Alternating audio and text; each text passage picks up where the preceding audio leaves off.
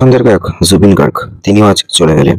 হ্যাঁ, সেপ্টেম্বর মাসের 2025-এ 52 বছর বয়সে চলে গেলেন জুবিন গার্গ।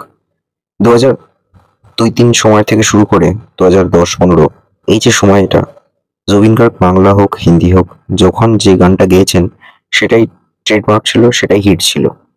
বলতে অস্বীকার করার জায়গা নেই যে কেকের পর সব থেকে জনপ্রিয় গায়ক ছিলেন জুবিন গার্গ, যার হিপ হপ কি কোনো রকম রোমান্টিক গান সবসময় মানুষের মন জয় করেছে।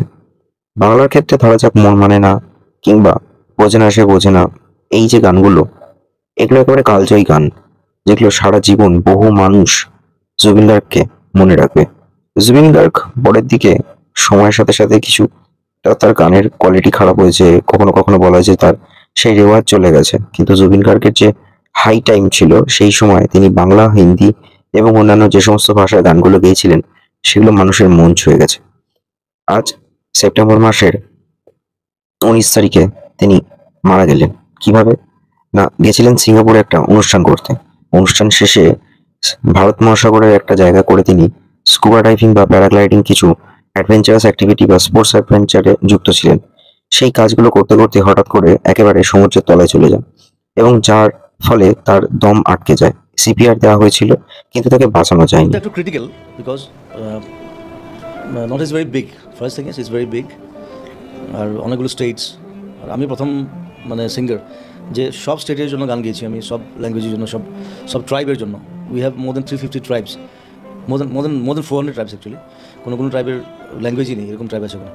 So I was the first guy to hit them, like একসঙ্গে কাজ করেছি, তারপর বেঙ্গল করেছি, তারপর বলিউড করেছি, ইভেন তামিল, তেলেগু, মালায়ালাম সব ল্যাঙ্গুয়েজে আমি গান গেয়েছি। জুবিন গার্গ মানেই হচ্ছে সবসময় একটা অন্যরকম গান বা যে কোনো ধরনের গানকে কি করে নতুন ভাবে পেশ করা যায় সেটা জুবিন গার্গই বুঝিয়েছিলেন।